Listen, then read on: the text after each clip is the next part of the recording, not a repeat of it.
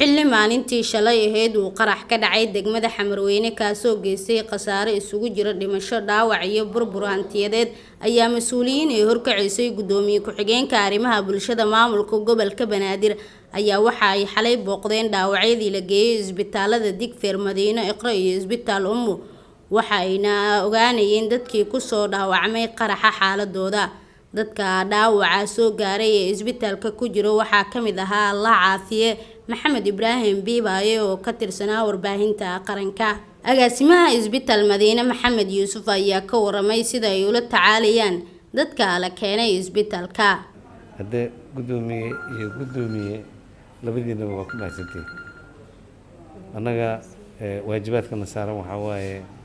sida aan bukaamadan yani xaaladooda ku badbaadi lahayn ilaaha badbaado leh laakiin dhinaceena waxay naga qusay inaan badbaadino xaaladda iyo rajada aan ka qabno dhaawacyada noo jiifo aad iyo aad bay u fiican tahay amaansantiin agaasimaha amniga iyo siyaasadda maamulka gobolka Banaadir Cabdifataax Cali Xasan ayaa fariin adag u diray dadka geysta falalka shacabka ay waxyeelada ka soo gaarto inta dhimata Allah u naxariisto dadka shuhadada ahaa ee xaqdarada loogu laayay waxaan leenahay naxariistii janno Allah siiyo inta dhaawacana Allah caafiyo waxaan rabnaa inaan shacabka magaalada Muqdisho fariin u dirno kan lagu aqarxinayo ee kan laga soo agwadayo ee kan la agmarsiinayo dhammaantood waa mowto socoto dadkani waxay rabaan ummadani inay baabi'iyaan magaaladan ay rabaan inay qaflad geliyaan shacabka waxaan ka codsanaynaa hadduu Ilaahay yiraahdo in ay garab istaagaan dawladda in ay muxuu ahaay garab ku siiyaan cadawga inay soo sheegaan dadaal fara badan oo waan sameynay waana sii labalaabeena meelaha ay beegsanayaan dib u eega waa goobaha nolosha aadanaha meelaha ugu horeyso ah ganacsiga maqaayadihii kafeteeriyada meelaha lagu qaxweynayo ee dadka isugu imaanayeen qorshahooda waxay tahay magaaladan inay leerarka ka damiyaan magaaladan inay lagu kala tagay rabaan annagana waxaan leenahay magaaladani way noolaanaysaa way noolaan jirtay adinka ayaa bixi doona baabi'i doono gacan adagana Ilaahay hadduu yiraahdo la idinku qaban doona gudoomiye ku-xigeenka arrimaha bulshada maamulka gobolka Banaadir Basma Caamir Axmed ayaa u tacsiyeysay dadkii ku dhintay qaraxa halka kuwa dhaawacana ay u rajeysay caafimaad waxayna shacabka ka codsatay inay la shaqeeyaan hay'adaha amniga masiibo aad u xanuun badan ayay ahayd inta ku dhimatay Allah u naxariisto inta ku dhaawacantana Allah bogsiyo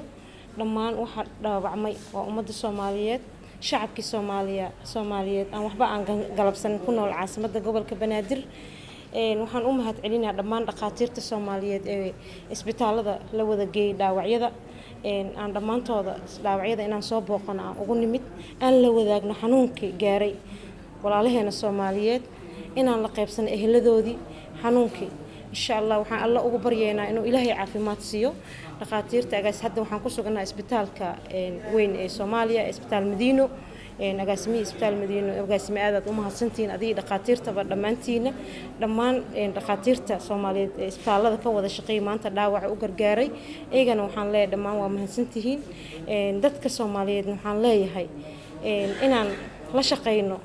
hay'adaha amniga aan la shaqeyno dawladda aan la shaqeysiin maalin walba waxa la baabi'inaa waa shacabka Soomaaliyeed aan waxba aan galabsanin goobaha ganacsiga iyo masaakiinta iyo shacabka iskugu imaanayaan ayaa mar walba waa markii dhowr jeer dhibaato soo noqnoqoto shacabka loola beegsanayo waxaan leeyahay kuwa qaswadayaasha ah dhibaato wadayaasha ah ummadda beegsanaya shacabka waxaan leeyahay Allah soo hanuuniyo xaqa Allah tusiyo dhiiga walaalkiisa oo banaystayna hatusiyo inuusan Ilaahay u baneynin gabagabadii mas'uuliyiinta ee horkacisay gudoomiye ku-xigeenka arrimaha bulshada maamulka gobolka Banaadir Basma Caamir Axmed ayaa waxa ay gaareen goobtii shalay qaraxa uu ka dhacay oo uu ka muuqday burbur xoogan Zainab Xaadow Somali Cable